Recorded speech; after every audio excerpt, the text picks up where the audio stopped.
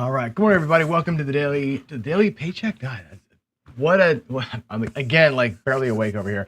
It's the coffee run, and by the way, it's Tuesday, which means if everything goes according to plan, a new episode of Casino Tears with Ed and 10 Ton should be dropping today. And here's the official Tuesday mug of this show. I'll use their mug to kind of give them some love every day. So, how y'all doing? I'm always in a better mood when I win in the morning, right? I do my daily paycheck show. I come out a winner, and I'm like, yeah, it's going to be a good day. So today, hopefully, is going to be one of those good days. Let's get into it here. I got a couple of things I want to really chat about today. Primarily going to get into some odds calculations. It's going to be another one of those math days here. So first and foremost, the Shooters Tournament round of 32 is on and hot. I think 6 or 7 people threw yesterday. If I'm not mistaken, I probably am. I think we've been through of the top 32. I think 17 or 18 have already gone. So we're over halfway through already. We're burning through this thing. I suspect a few more of us will go today and tonight, but we're doing good. I hosted 3 guys last night. I hosted Toothpick Ted, Alfredo, and G-Dub. Alfredo had I think a 27 roller, so he's firmly in second place. He's going to be through to the round of 16, which is awesome. Good for him. And again, George announced yesterday that he's going to do a strategist tournament sometime. Don't know when, but still trying to figure out what that means. I don't even know what it means. I think George is still trying to figure it out too. I think we all know what we kind of want to see, like who's the best strategist, but I can't define what strategist is. Is it the person who invented the strategy, the person who chose what strategy to play, or what? You know what I'm saying? It's like, and who gets credit for a win? If somebody plays somebody else's strategy and wins, who's the best strategist? The person who chose it or the person who created it? So I don't even know what that looks like yet. We do know that they're going to run probably all at the same time. So if we have a field of 32, we're going to run all 32 guys at the same time against the same set of rolls, sight unseen, of course, against rolls that have already been done. We'll probably do some level of rolls or shooters pulled out of the tournament, something like the shooters tournament, something like that. And then of course the 16, the 8, and the 4, same thing. So we're gonna kind of whittle it down that way with rolls that are fair to everybody. So getting 32 guys to play at the same time is gonna be hard, but we'll make it work. And again, it just comes down to what do we want to see? What do you want to see as the best? Yeah, David Peak's saying the best betters, right? I don't know that I feel like there's a best player category as well as a best strategist category. To me, there's two different. I draw the line on 2 different things there. I feel like there's 2 things. Like one person's concocted a great way, quote unquote, great way to play. One person figures out what way to play today and how to bob and weave. And I think it's 2 different people. You know what I'm saying? There's 2 different. Like I got a lot of great strategies. I'm not the best player out there in a tournament setting to go and bob and weave. Like that's other people are better at that than me. Does that make me a bad strategist? I don't know, right?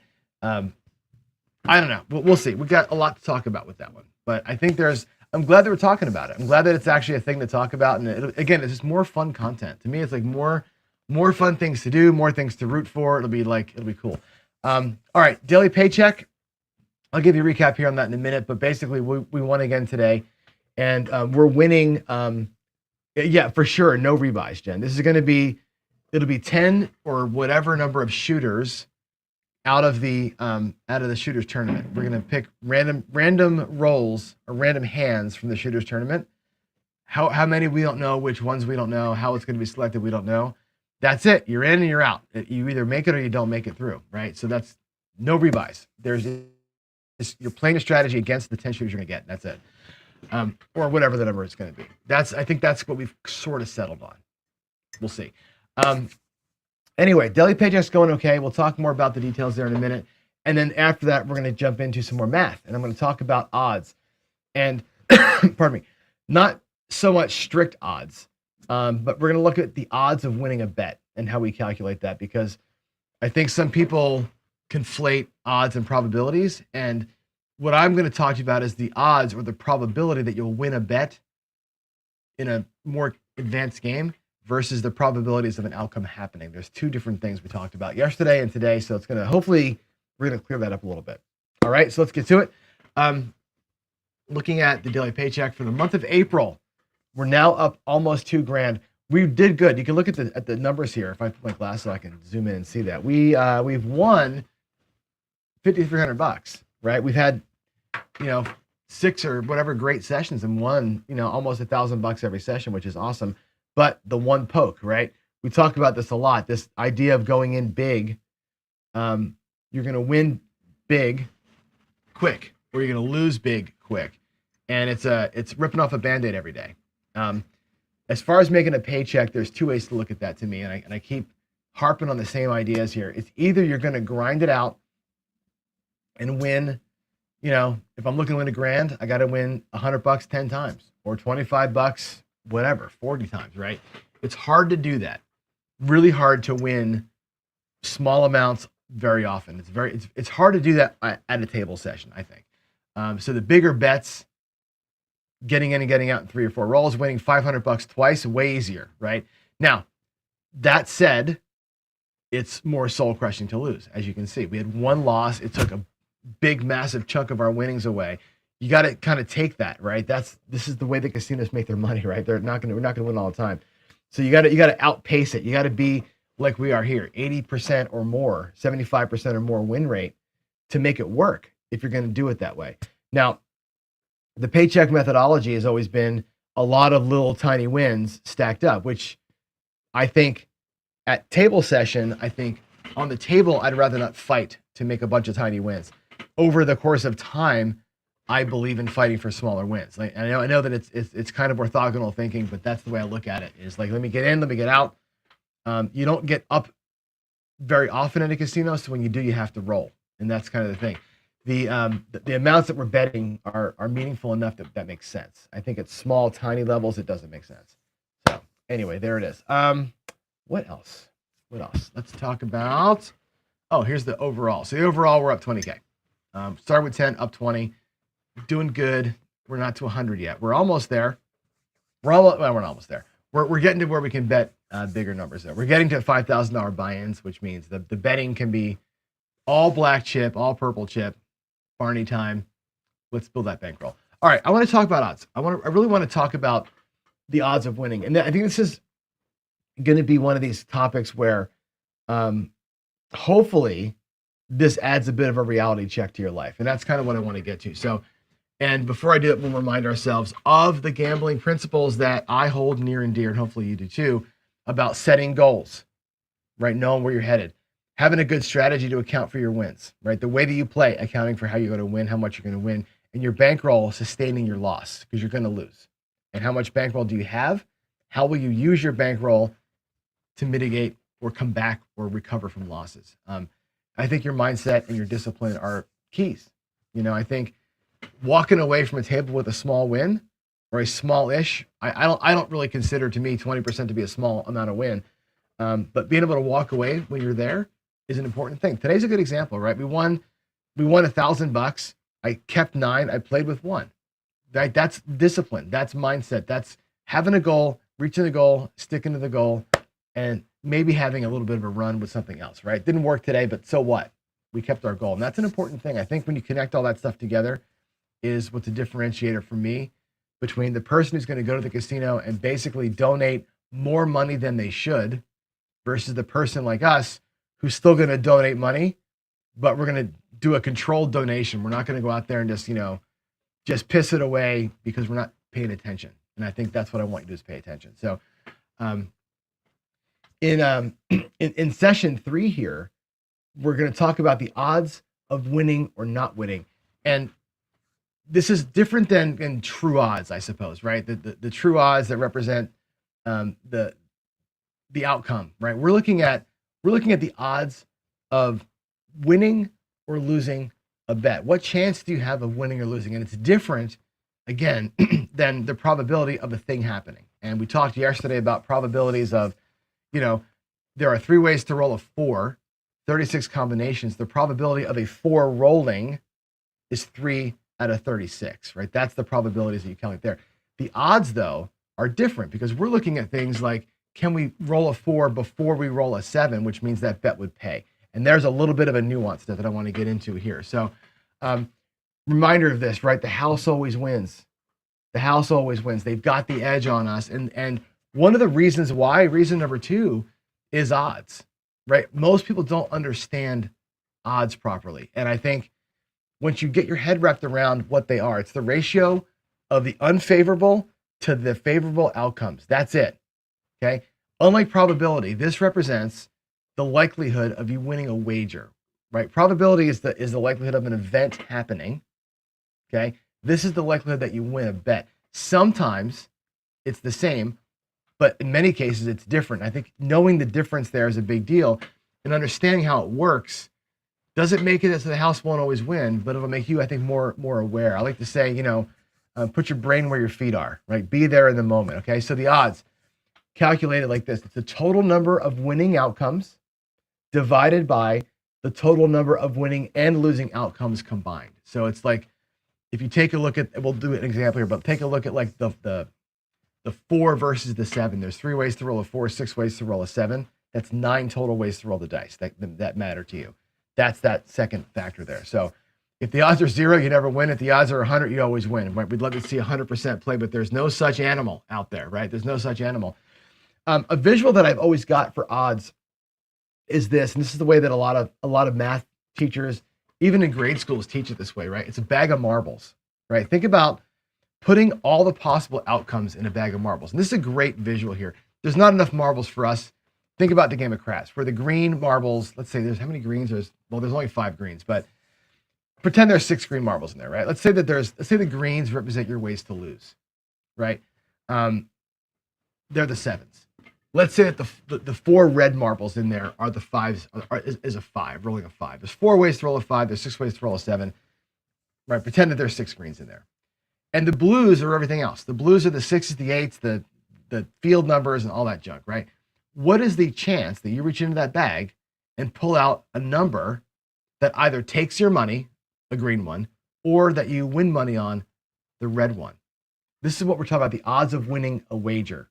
That's how craps works. That's how baccarat and blackjack sort of work, right? It's not just every card makes you a winner or a loser. Every roll of the dice does not make you a winner or a loser in craps. There are times where it's a blue one and nothing happens, right? What are the odds that you win the wager? Pull out a red marble instead of a green marble. That's what we're looking at today. That's how we're going to calculate things, okay? And in a single resolution bet, like roulette, the odds and probabilities are really the same, okay? Think about a roulette dozens bet. There's 12 ways to win that bet. There's 26 ways to lose that bet, okay? Your probability is 12 out of 38 or 31.5%. The odds of winning that bet are the same. It's 12 ways to win divided by the number of ways to win plus the number of ways to lose. So it's 12 divided by 36 or 38. It's the same. The odds of winning that bet are the same because every spin of the dice, you get an immediate resolution. But in other games, like craps is always the good example. The calculation is the same, but it's not as obvious the way this works, right? And for example, let's take a look at the 4. And it's a good one because everybody thinks that you've got a 50% chance to lose that bet. Okay? It's because there's 3 ways to roll a 4, 6 ways to roll a 7. And you think, well, I'm a 2-to-1 underdog, which is true. You are a 2-to-1 dog in that case, right? 3 ways to win, 6 ways to lose. The probability, by the way, of a 4 rolling is 3 ways out of 36, 8.5%, 8.3%. That's the probability of winning, of rolling a 4. The probability, though, of the 4 rolling before the 7, here's where it gets weird, right? 3 ways to win, 9 total outcomes. You have a 33% chance of having that bet win, not 50%. A lot of people think that you're a 2-to-1 dog. It's a 50%. It's not. You're not a 50% dog. You're a 33% dog. The way this works, or I'm sorry, a 66% dog, the way that it works. Okay. When you calculate it out, it's the number of good outcomes divided by the number of total outcomes that matter. Notice that I didn't put into that division the horn number is the 6, 8, 5, and 9. It's just the 4s and the 7s matter to us. So the chance of you pulling a 4 before a 7 is 33%. You got to know that. I think a lot of people get that number wrong, right? A lot of people see it as you're a 2-to-1 underdog, and it's actually a little bit worse than that. It's a little bit worse than what you think it is. It's a 33% chance. the way you calculate. Now, blackjack and baccarat, these are much more complicated games, right? This is all about the odds of winning here are way different because the number of decks, the shoe count, all those things change the odds, right? Because the probability of completing a hand in all the different ways that it can happen with every card changes as cards are taken out of the shoe and played around the table and everything else, right? So unlike probability, where you only look at what it takes to complete our hand, when you calculate the odds of winning a hand in blackjack or baccarat, it's way more complicated because you got to consider all the ways that your hand can resolve for you or against you with a bust in blackjack, and all the ways that the dealer can resolve his hand at a win versus all your possibilities plus a loss. Right? Those games become insanely complicated. Luckily, there are people in the world like Michael Shackelford who's given us calculators that'll help you see some of this stuff. I'm going to show you here in a minute some good calculators that you can use to actually put some juice behind some of this stuff. So let's actually go over. I'm going to switch screens here, and I'm going to show you a couple of these calculators that I think will help you out in terms of if you want to calculate this stuff yourself, especially in baccarat and blackjack. I think it's very interesting the work that's been done to do this. Let me switch up the screens here and give me 1 second to do that. And let's see, we should be able to get to the browser. There we go. Okay, so the first one that I want to show you is this. The first calculator I want to show you is this here. This is the, not bracket. This one, where is the one I had before up? Hold on, it's not that one. Hang on a second, I got to find it here. I literally just had this thing up a second ago. I must have closed the window. Hold on. This is such a great odds calculator. I don't know why I would have closed the window.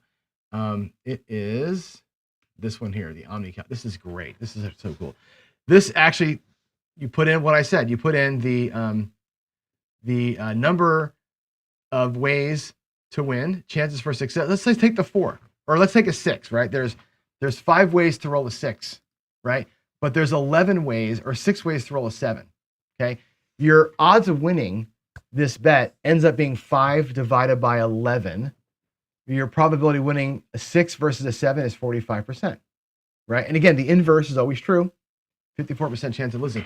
Look at the inside numbers, for example. The inside numbers, what do we have? We have 18 ways to roll a 4, 5, 9, or 10, right? 18 ways to win, again, 6 ways to lose. Your probability to win is 75% on the inside numbers. Even though you've got a 3-to-1 advantage, right? The number that you're looking at is 75% chance to win. And a cross bet goes to 24 ways to win, 6 ways to lose, 80% chance of winning in a cross bet. Again, you're 4-to-1 here, right? You're 4-to-1 favorite, 80% chance of winning. This thing actually is kind of cool because it actually gives you the money line, which is awesome. So when you put in a bet, like, let's go back to the 4. The 4 is a 3 ways to win and a 6 ways to lose. The money line on a 4, by the way, is 200, plus 200. This gives you a really good, if you're a sports bettor, this gives you a really good look at just how big of an underdog you really are, right? You're giving up 2-to-1, obviously, right? With a 33% chance to win. Think about that. You're giving up 2-to-1, right? With a 1/3% chance to win. That's an interesting thing. Anyway, this calculator is great. I'll put a link to this in the video description when the show is over today, so you have a copy of that. This article here, by the way, this is a WikiHow article on how to calculate odds. This is a great explanation of it. Really good. You should read that on your own time. But here's an interesting one. For baccarat, this is from, again, the Wizard of Odds site. He's got this baccarat calculator, which speaks to what I was saying before, which is here we go. Let's say you have a 6-deck shoe, right? And we have, I should refresh the screen here. We have a 6-deck shoe. We've pulled, let's say that so far we've played and we've pulled 14 tens and faces, and we've pulled out, I don't know, like 6 of the aces come out and whatever. Let's say there's 25s left, 24s left, and there's 15 5s left, right? As cards are being dealt, these are what's happening. Well, this actually will tell you, based on the number of decks and the card count that you've kept, how the probabilities change, how the combinations that you're going to see of banker winning versus player winning change. And the odds do change based on, if I put, let's put 10 face cards back in there again and recalculate it, you'll see that the odds down here change. And this will show you the odds of winning a player hand or a banker hand, how they change based on the thickness of the shoe. Okay. He's actually got a full card counting screen here, which says the effect of removing a number of cards out of the deck and what those cards are, and given a running count of face cards, low, high, whatever, how the EV changes for you versus core.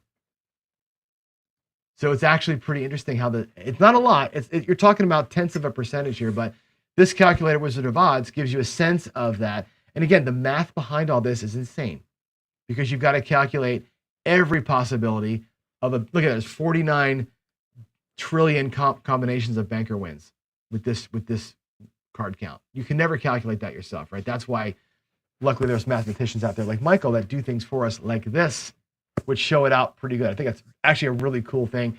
He has the same thing for blackjack, where you calculate the edge and your probabilities of winning based on the rules, the number of decks, and that sort of thing. So again, he's got these great set of calculators up here on his site. I'll link to all this stuff for us there at the end. So just want to give you a sense of what that kind of looks like in real life. So I think it's actually, let's go back to here. Let's get the keynote back up. There we go.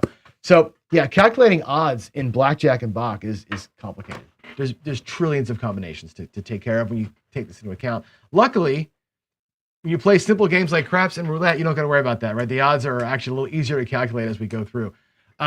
Multiple odds also confuse people.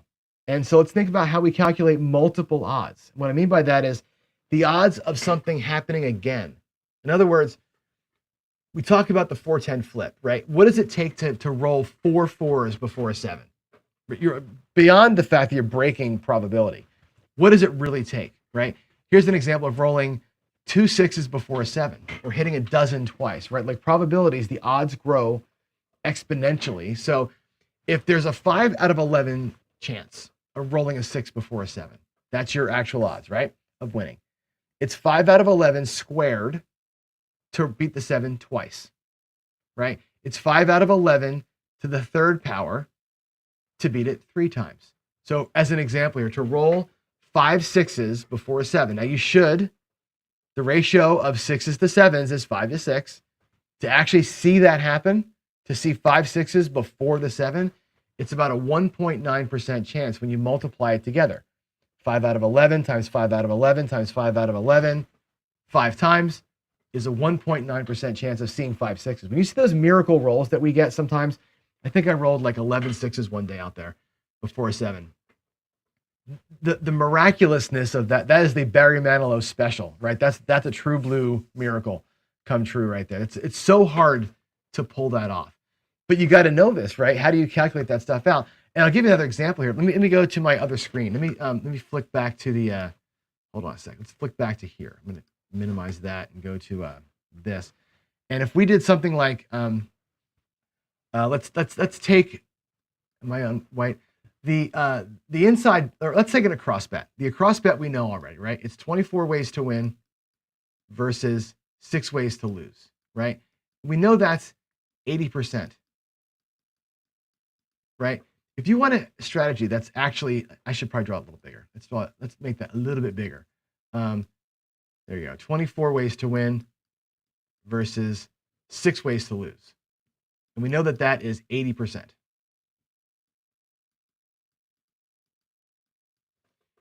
When I'm doing the Dallas drawdown, I need to do that twice, right? I need to win that bet 2 times. The first time has an 80%. The first hit, 80%. The second hit has also an 80% chance of succeeding, right? What is my probability of making that happen? It's 80% times 80%. 80% of 80%. And I'll pull a thing up here. 0.8 times 0.8 is 0.64.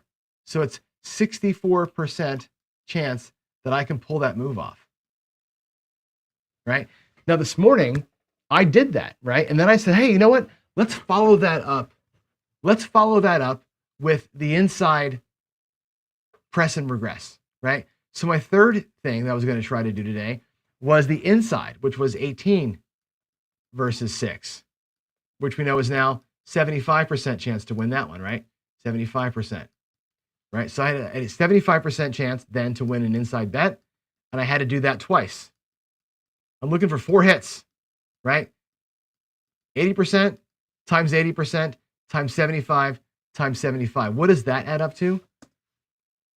0.8 times 0.8 times 0.75 times 0.75. I've got a 13% chance of winning that incredibly simple way to win, right? 2 outside hits, 2 inside hits. It's actually 13% chance. Isn't that brutal, folks? Did I do that right? Let's make sure I got the right. 0.8 times 0.8 times 0.75 times 0.75 is, 36%. My bad. 36%. I knew that was too low. 36% chance to make that happen. Okay? Which means 64% of the time I will fail.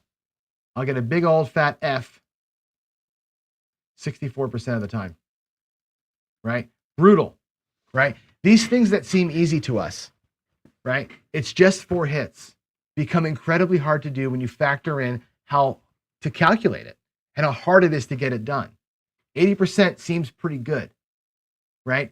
80% still seems pretty good. So does 75, but the dwindling chance that that works out for you is pretty hard. Because remember this, I'm going to go back to another screen here. Let me get rid of this and go. I'm going to go back to the marble screen. Let's get rid of that. Go here. We go. I gotta finagle my stuff around here to get it to work right. Where's my keynote? There it is. All right. Let's go here.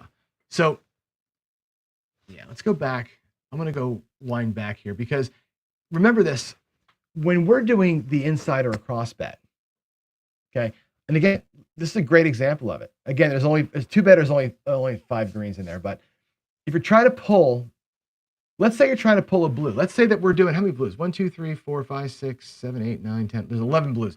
Let's say that, pretend this is an inside bet, right? There's the blues versus the greens, okay?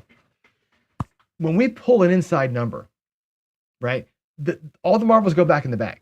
It isn't like you're pulling out a marble and it stays out of the bag, right? They all go back in again. The whole trial resets itself every time. And I think that's a thing people don't think about either. When you're looking at like, okay, I've beat the 7. I pulled a green, or I pulled a red, or I pulled a blue, and I beat the 7. Okay. You don't keep the marble. And now there's less blues in there and less reds in there, right? Making your odds of winning the next bet any different. It's still the same odds because you put the marble back in the bag, right? And remember that it isn't like it dwindles down. You're never getting closer to the 7 coming when you pull a red marble out because you put the red marble right back in the bag again, right? You don't get any closer to a 7 when you do this. And I think that's an important thing to realize. I wish I could animate this somehow to show it a little more clearly, but it doesn't work that way, right? We always put all the marbles back in. Every new roll is like shaking the bag and randomizing the marbles and picking a different one out. You always have the same chance to pull out your favorite color marble out of that bag. The thing is, doing it multiple times in a row becomes that exponentially harder thing to do to keep on winning. It isn't that it's harder to do because you've removed chances of winning. There's no fallacy here. The bag is always full. And I think that's the thing we have to always remember. And I know that it's difficult to remember. So there's your talk on multiplying odds. And again, we did it visually there with multiple bets as well. So I'll leave you with this on this topic here. And I said it a minute ago. The inverse is true, right? If you have a 43% chance to win, you got a 57% chance to lose. Don't forget that. Okay? It's nice to look at what's going to be great for us, but you have to remember to always look at the ugly side of things too, because the ugly side of things is where that's where your money goes bye-bye. And you better know how to calculate how often you can expect your money to go bye-bye. It's an important piece of this puzzle. So, all right, let's go back here to questions and answers. I'm gonna get your comments back on screen, and let's see what you got here. I'm gonna go through. Can you guys put Q's in front of things, please, so I can see your questions? 6 ways versus 6 ways is 50-50. That right, and that's where you get the 4. You're talking about 4 and 10. I'm talking about one or the other combined. But what you have there is you end up in the calculation on that, Waylon, is not, it's 50-50, but it ends up being 6 ways out of 12 outcomes, right? Then that's, again, the math on how people calculate that is important. It's 6 ways to win out of 12 outcomes. That's why it comes out at 50%, not 33%. Okay, that's the reason why that works. All right. Let's see. Let's see here. And we can put that in. I can put that into the calculator as well to show it to you how that works out. Let's see. Do a whammy of being the underdog for that 4th hit and the loss is, yeah, I hear you. That's I think you're talking about the calc I just did. It's super big, right, compared to what you're gonna win. And I think that's important to know, right? The odds of winning the bet versus the potential outcome is, you got to look at that. That's why that one calculator is so important to bookmark. And again, I will pick that. I'll put that in the thing for you. There you go. That's my thing. Justice Jen says Waylon's strategies are all hard to beat. Hard to pick just one. Remember though, he needs bankroll to do it, right? If you don't have the bankroll to make that work for you, and again, the bag of marbles is the example. You're going to reach into that bag many more times playing the laddering systems. You got to have the bankroll to make that tenable. If you don't have the bankroll to make that work, it's going to be tough on you. So be careful there. That's the one thing I always, the caveat to that stuff is this: the math works. The math can play for you, but you got to have the bankroll to sustain it, because you're not always going to beat the 7 enough times in a row. It's all about doing it in a row. So, all right, I'm out of here, guys. I don't see any more questions or comments. Any PCs in here that I'm missing? What am I missing? Can I go back to the old roll tracker? It seems to work better. Oh, you're talking about the morning show? Yeah. You know what happened? It was the server. The server, it's not the code, it's the server that it runs on crashed. For whatever reason, the server crashed and it just died. I only pay like $4 a month for that server. So it's not high powered, and that's why it goes down. So it's a bummer. Let's see. Jen says this morning, yeah, good thing I made paycheck early. The rest of my rolls were rough. It proves my point. It is really hard. It's so hard, man. I mean, you get in, you get out, and you survive sometimes. I don't know. Yesterday we did good. Yesterday I made the drawdown work like 5 times yesterday, right? But I went for the extra ones. That's where you get bit. The extra rolls after the thing works was hard. So,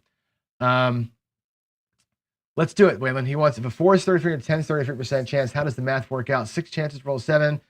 Let's do it. Let's go back to the thing. I'm going to change my screen. Let me minimize all this stuff here. Let's go back to the thing I showed you. Let's put it right in here, the odds calculator. This thing, if you have 6 ways to win, which is the 4 and the 10 combined, and 6 ways to lose, which is the 7, you're 50-50. That's how that works. If it's 3 against 6, it's 33, right? Remember, it's the total number of ways to win divided by the total number of ways that affect you. So 6 out of 6. Now, again, the 6 has 5 ways to win, 6 ways to lose. The 5 and 9, 4 ways to win. You're a 60-40 underdog, right? And again, this is why true odds pay 3-2. This is where that money, which is where the math of those things come from. That's why it pays 3-2. If you look at your 4 and 10, this is why it pays you 2-1, right? Again, the math on this is it may be like you may be blowing your brains a little bit, right? But you get paid 2-1 on a winning bet. You have a 33% chance to win it, right? But the odds are 2-1, right? It's 2-1 odds, but your odds of winning, probability to win, is 33%. That's how that works. Okay, and again, there's your money line. Okay, you can bet $50 on that, and your total net profit, potential net profit, is $100. There you go. That is that's the talk. Hope that example there clears it up. Okay, if you're gonna like hop a number, for example, let's do a hopping example. Let's say you're gonna hop the hard ways.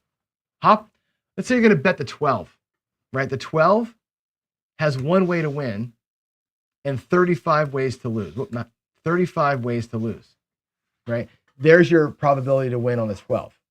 You have a 97% chance that you're going to lose that bet.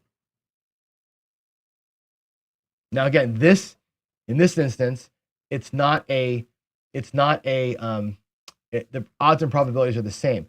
But if you were going to do this in terms of a crapless table with one way to win it and 6 ways to lose it, see how that changes?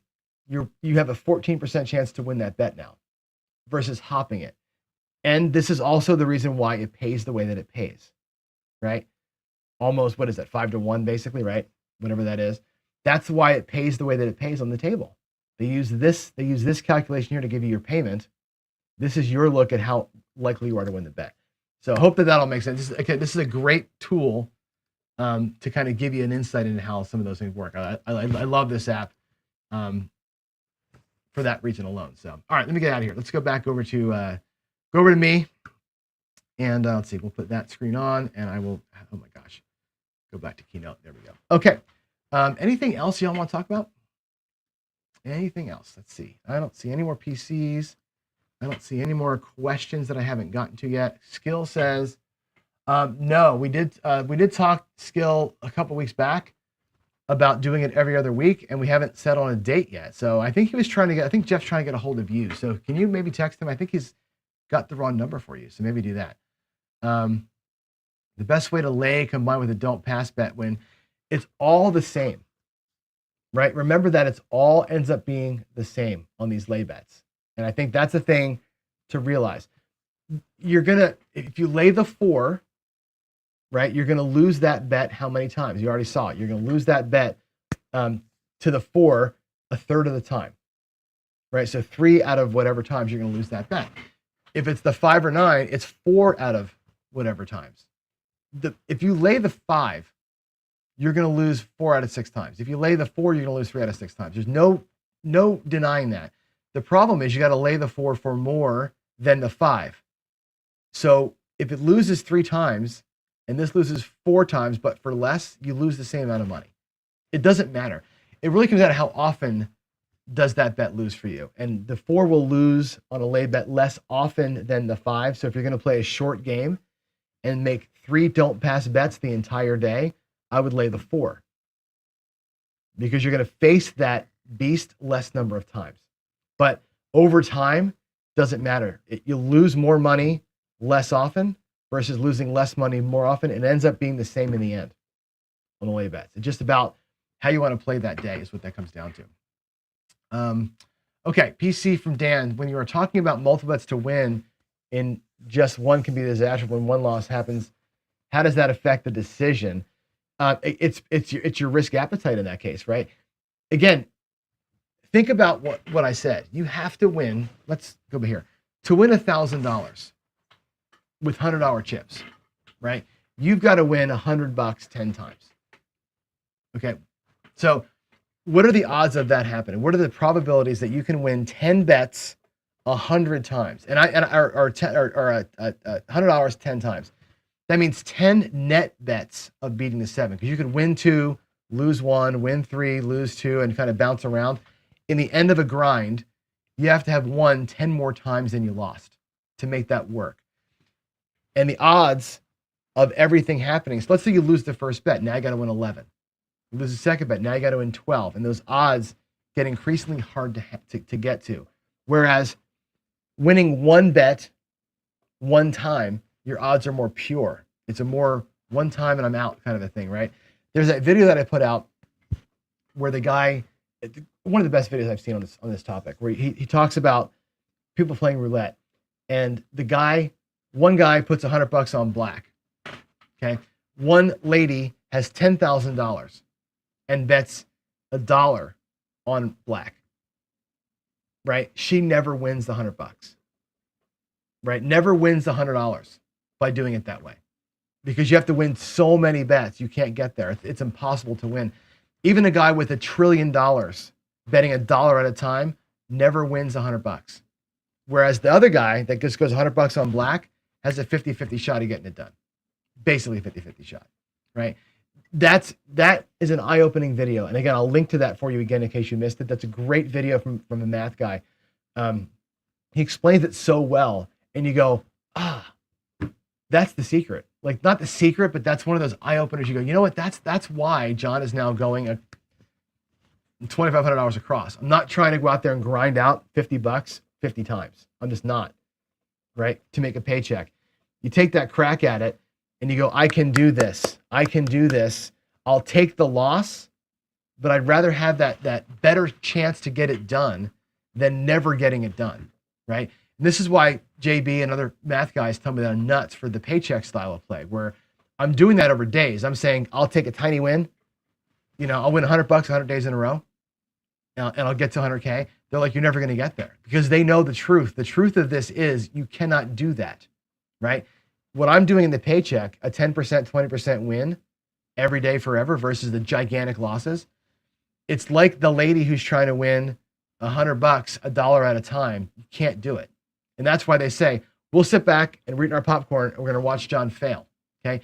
John's going to get to $100,000. I will make that happen for two reasons. One is I have the benefit of excess play that helps boost some of the wins.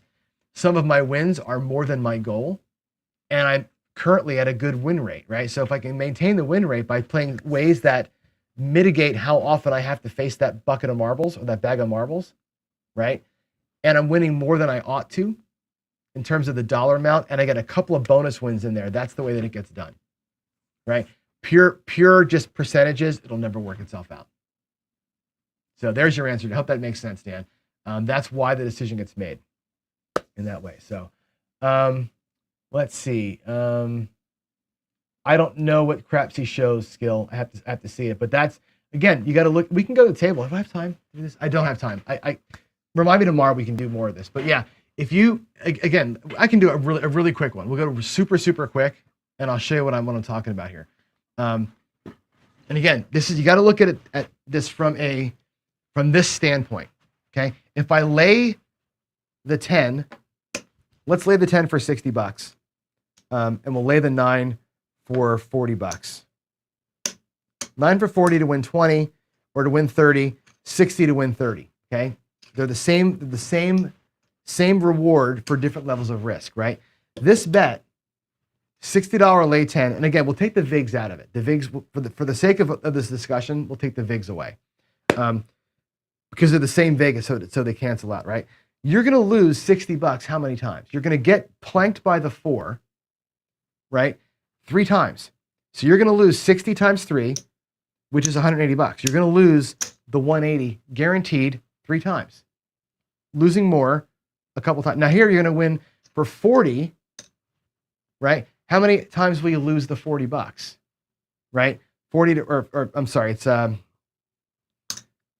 to win. No, not 40 to win 20, John, you dumbass. It's 30 to win 20. Sorry, 30 to win 20. Geez, 30 to win 20. Right? Or why am I such a dumbass? 45. Jeez, 45. 45 to win 30. God. So you're gonna lose 45 4 times. How much is 45 4 times, everybody? It's 180. Okay, it's the same. Okay, you're gonna still lose 180 or 180. You're gonna lose this only 3 times. You lose this one 4 times. We're gonna, right? That's how that works out. I'm sorry. I got it asked backwards, but you know what I'm talking. Why am I an idiot? See, it's too close to work, and I'm getting jacked up. Let me fix that. Yeah, that's right. That's right. That's your loss rates. So you're gonna lose at 3 versus losing at 4, and think about this, right? Losing more money less often is the same as losing less money more often. In the end, it's the same. Okay. In your session, if I'm only ever going to make 3 don't pass bets this entire day, which one would you choose? I would choose this one. I would rather fight, right? My chances of getting hammered in only 3 chances, I'll take the less bullets at me, right? Take 3 shots at me instead of 4. I'll take that, right? In a short run, but in the long run, it don't matter. In the long run, those numbers are the exact same, right? Laying the bets, I think, and again, we all have to realize this. Laying the bets, the one that you choose does not matter. It's all about risk tolerance. All about risk tolerance. Matter of fact, you might say, if I'm just going to fight the don't pass 1 time, right? maybe you lay the 6 for $1.20, right? One time. If that's the only bet you're going to make, put the least amount of risk out here. Fight it once versus fighting the 4 for double the money, right? That's, again, you make that bet enough times, it's all a wash in the end. It's all a wash in the end. All right, I got to go. I'm late for work, guys. Let's get out of here. Let me go back over here and just say goodbye. There's the lights shining in my eyes back there. I'm